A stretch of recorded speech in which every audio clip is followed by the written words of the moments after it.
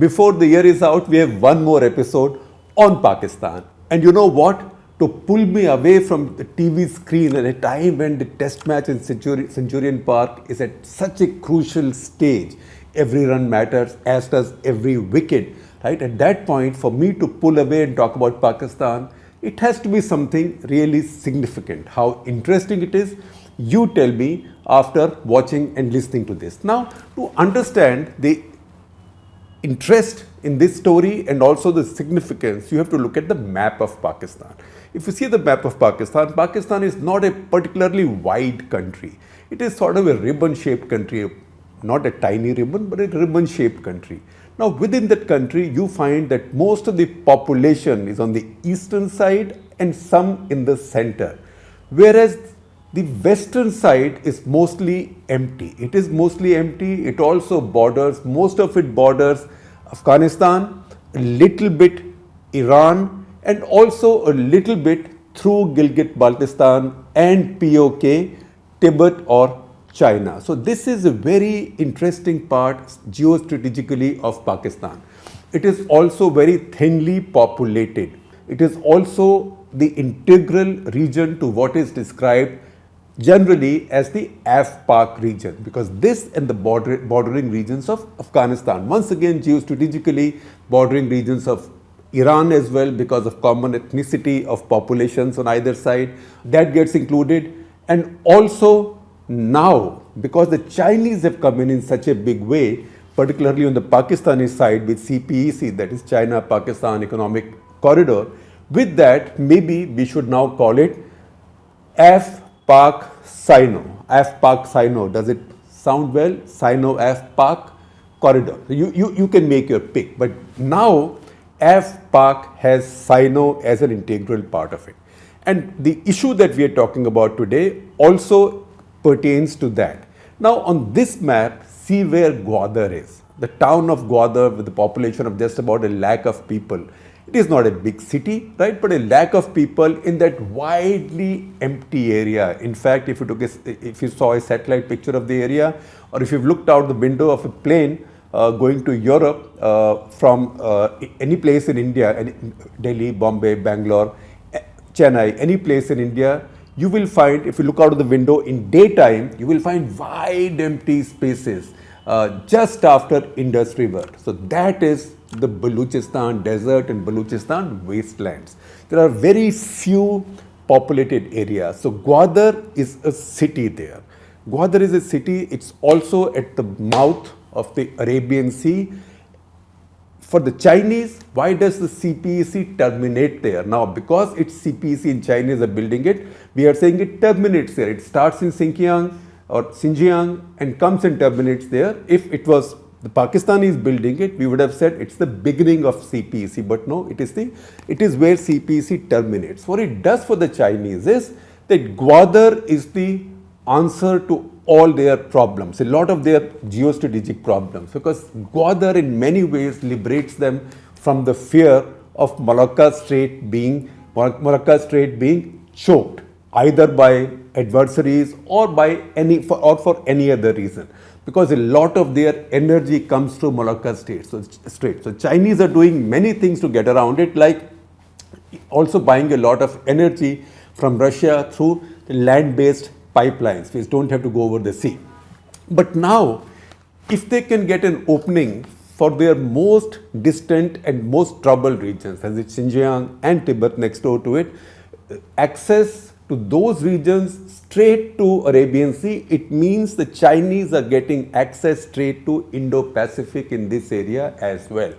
That is why, as important as it is commercially for the Chinese and the Pakistanis, it's also geostrategically very important, particularly for China. Also see where Gwadar is located on the map. This is the beautiful, wide, long Makran coast. It's a very beautiful region. It's also a region where beautiful marble is found. You see a lot of good stuff made in fine onyx in Pakistan, sold all over the world. A lot of that comes from this wider region. So if you go down Makran coast, see Chabahar. Chabahar is the port on the Iranian coast. Iranian, I would say Makran coast more or less, which India has built and where India has control over quite a bit of it. Now that, if you take the highway from Gwadar to Chabahar, it is about 200 kilometers, right? Although it's a wide highway, you can get there in quick time. But if you go by sea, it's just about 70-75 kilometers. So you can see the proximity. Understand the significance of what we are talking about, you have to understand the geography. Then we understand the geostrategy. Now, Gwadar is a part of Balochistan. Balochistan is a very vast state with a very small population. Population of just about 2 crore people. But see the size of Balochistan. In fact, you see the size of Balochistan relative to Pakistan's other provinces. See Punjab, Pakistan's most populous province, almost 60% or more than 60% of Pakistan lives there. You see KPK, Khyber Pakhtunkhwa, and you see Balochistan and Sindh. So it's a very large state, very small population, which means it's very thinly populated. So it's outside of Quetta, which is the main city and capital, and maybe some other cities here and there, including Gwadar. It has very scattered population. It is through this that the Chinese are building this corridor. It is for Pakistan also geostrategically important and also geo-economically important. Why? Pakistanis have now beginning to worry that what has happened to Sri Lankans and many African countries who've not been able to repay the Chinese loan, which comes at high interest rates. So the Chinese have in return confiscated the properties or assets that they have built. The Pakistanis don't want that happening. So they've begun to worry. It's in this region that we had mentioned this in an earlier CutTheClutter a while back, that a popular agitation came up, and this popular agitation was led by a local Maulana, that is Maulana Hidayat Rehman. Not such an old man, has a most elaborate turban. You can see his picture, has a Twitter handle, has a Twitter account, tweets there. So he led an agitation there. It was a strong agitation. Even in a sparsely populated area like that, he got thousands of people come out, lay siege to government offices, and he was playing not on restoring the glory of Islam, unlike Tehreek-e-Labbaik and others, and not having any demands for imposition of Sharia law. He's a Maulana, he's from Jamaat-e-Islami, but his demands were purely local. So what were his demands? His demands were purely local, like why have you put up all these checkpoints all over? We have a wide open area. We are used to traveling in this area. Now you have these security checkpoints everywhere, mainly to protect Chinese people working here and Chinese assets, and also Pakistani government officials working with them. So why are we being denied access to our own land? And we are humiliated, Baloch people are humiliated at these checkpoints. Second, that all these projects that are coming in, who's getting the jobs? We are not getting the jobs. Baloch people are not getting the jobs. Jobs are being taken by the Chinese because Chinese are bringing their own people to do this stuff. Third, again, significant in the Pakistani context, also significant in the Pakistani frontiers, conservative regions context, that because so many Chinese have come in, there are factories making liquor for them. Right? Because Chinese will not come and follow a no liquor law, or Chinese will not come into Pakistan to work and become teetotalers. So liquor factories have come up and liquor shops have come up in Gwadar. So these should be shut down because these are offensive to us as in the people of Gwadar and people of Balochistan. And then, more interestingly, fishermen's rights. Now, like all coastal regions, fishing is the main source of incomes and the main driving engine of the economy. These waters are full of fish. But what's happened lately is that a lot of deep sea fishing trawlers have been coming in, and usual suspects, a lot of them are Chinese. So while the government keeps saying that we will not let fishing trawlers come into our waters, that is a 12-mile zone, our territorial waters, the fact is that for the Pakistani establishment to stop trawlers which might have anything to do with China, Chinese origin, Chinese ownership, Chinese interest, is very tough. And that's got these fishermen very angry.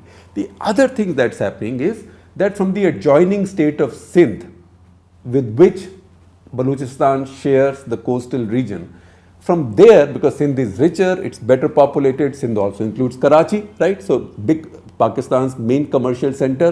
So trawlers have been coming in from there and picking up the fish from here. So he's been protesting against that also. Now what had happened was, this built up at a time when the Pakistani establishment itself was getting a little bit wary of CPEC, because there were questions coming up within the Pakistani security establishment about how viable it will be. And if it's not viable, that means if Pakistan is not able to repay the loans, is not earning enough to repay the loans, then the Chinese will again say that, look, just as we took Hambantota, we can take Gwadar as well.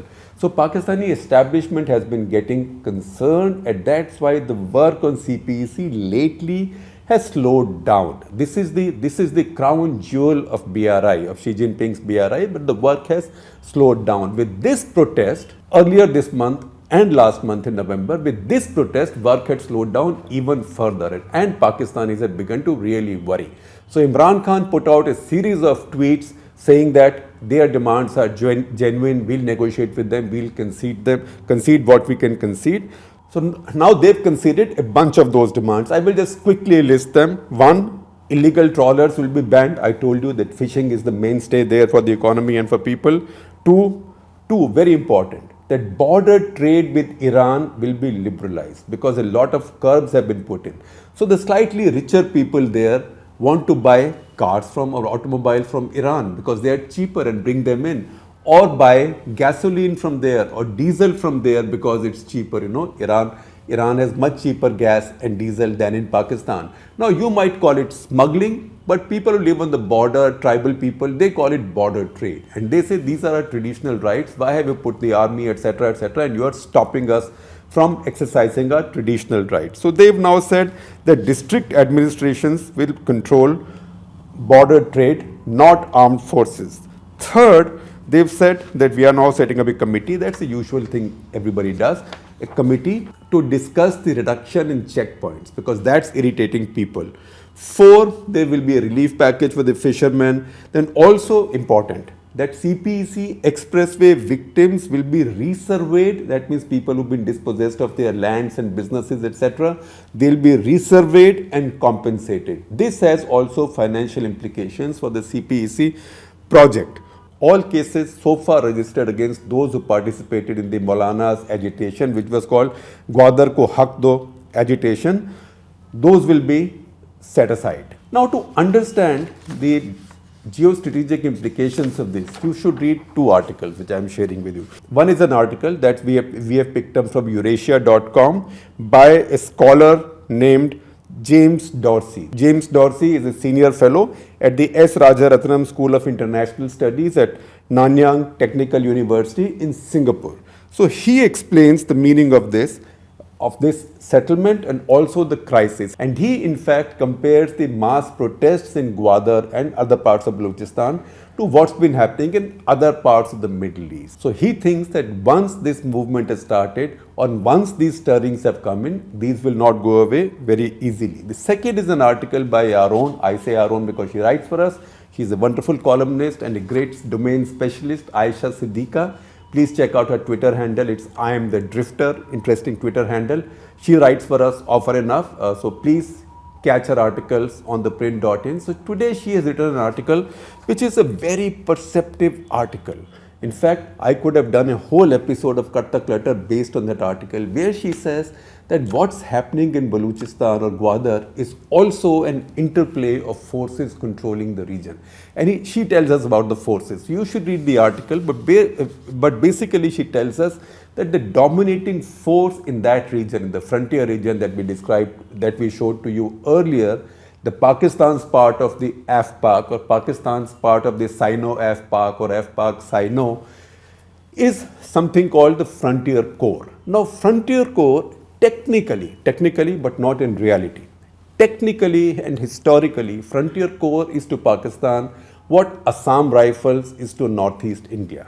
So the British raised these forces, local levies or forces consisting of local recruits to manage the border area. So just as they had Assam Rifles in the Northeast, they also had these levies which became Frontier Corps in Pakistan, or what was then the frontier region of the subcontinent. Now, this Frontier Corps Our Assam Rifles has one Lieutenant General from the army on secondment to run it. Like Assam Rifles, this is also officered by officers from the Pakistani army on deputation or on secondment, depending on what you prefer to say. Now, this one has two major generals. So it's divided into two units. One is Frontier Corps KPK, that is Khyber Pakhtunkhwa, which is more towards the north, and second is Frontier Corps Balochistan. Each one is headed by a major general, serving major general on deputation from Pakistan army. Now, over time, these have become very powerful. They have also become extortionist. They have also become very high-handed. They are also responsible for a lot of illegal killings, disappearances, excesses. Because you know what, if you see their role, the essential difference between what they do and what the Assam Rifles do, a lot of the things they do are common. For example, they both do counter-terror, counter-insurgency, border patrols, counter-infiltration. That is the classical role of a border paramilitary force. But they are also responsible for local law enforcement. That's an important thing. And Aisha tells us in this article that even though the Pakistani army, the army chiefs had tried to bring down corruption in this force, corruption and excesses and high-handedness, that has not happened. So, compared to this force, even the elected government, the chief minister, there is a young chief minister there who really does not have much power and much say. So when this trouble erupted, the chief minister, Abdul Quddus Bizenjo, who's only 47 years old, from a party called Balochistan Awami Party, which had broken away from Pakistan Muslim League Nawaz Sharif's party, but now is a constituent of the ruling coalition at the center under Imran Khan. He also lost his nerve. So in this case, his state government, Frontier Corps with its own vested interest, because they don't want to give up control of the border, because that's where they generate apparently a lot of wealth, which is also distributed up the value chain in the Pakistani army. So they don't want to give that up because there's a lot of smuggling and funny stuff going on that wide open border. And then there is the internal dynamic between the Pakistani military establishment and the civilian establishment, because until about a year ago, it was widely believed and accepted, as did I accept it, that Imran Khan was a prime minister appointed by the army and the army was helping him run his government. Now it looks like I see a lot of writing from Pakistan and see this article from Zahid Hussain, my old friend, fellow traveler, and also somebody who's written for me in India Today, Indian Express, and now at ThePrint as well. He's a wonderful commentator and journalist. He has written this article in Dawn. Please read that article also, and then you understand what's going on, that over the past year, Imran Khan has actually weakened. He's weakened a great deal and it looks like the army is getting disillusioned with him. Now one can get conflicted, because if the Pakistani army is disillusioned with their own ward, their own bacha, that is Imran Khan, is that a good thing or a bad thing? You might think Imran Khan bahut bolta hai, serves him right. But you can also argue on the other side that all said and done, he's an elected prime minister, so he should have more power than the army or the army establishment. So see a few things that he's done this year. All these are not things necessarily that suit India. For example, the army in Pakistan, it's well known, was quite open to resuming trade with India, as was General Bajwa himself, right? And in fact, General Bajwa even made a couple of statements which made it evident that the army wanted trade with India open, but Imran Khan came in and said, no, not until such and such and such and such is done in Kashmir, knowing fully well that that will not be done. So that was the first time he pushed back at the army in Pakistan. Second, when the Americans were withdrawing, they wanted Pakistani airspace, a kind of right of way to be carrying out, or base their drones there to be carrying out some attacks or surveillance over Afghanistan. Again, Pakistani army would have been very happy, was very happy to accommodate the Americans, but yet again, Imran Khan said no. Third time, over the appointment of ISI chief. Finally, he agreed, he conceded whatever the army chief wanted. But he created an incident out of it. He made the new appointee for the ISI chief's position wait for a long time. That is not something that you expect in Pakistan. As a result, what has now happened is that you see the local body elections going on in Khyber Pakhtunkhwa. Now that's a region that where Imran Khan has won 2 provincial assembly elections. It was the first province that he won, in fact, 2 provincial assembly elections, and also all local body elections so far. There, in the first round of local body elections, he's been badly battered. he's been badly battered by the opposition parties. So badly battered that he's actually tweeted accepting that his party has done badly. But of course, he's Imran Khan. So he says, next time I will select the team myself. Like he would have said as the cricket captain, if his team had got wiped out someplace. So he said, next time I will choose all candidates myself. But generally, if you read Zahid and others, looks like that he's now set to lose local body elections in Punjab as well.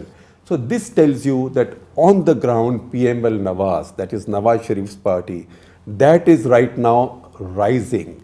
And everybody is watching. If that continues rising, what choices will the army make? So overall, Pakistan's politics is now opened up. And what's happened in Gwadar and what's happening in KPK and the general decline in Imran Khan's popularity and the fact that he has to now produce a mid-term budget where he has to convince the IMF that it's following many of their conditionalities, which means higher inflation, etc. All these are indications that there is a storm, or maybe there could be a storm building up in Pakistan politics.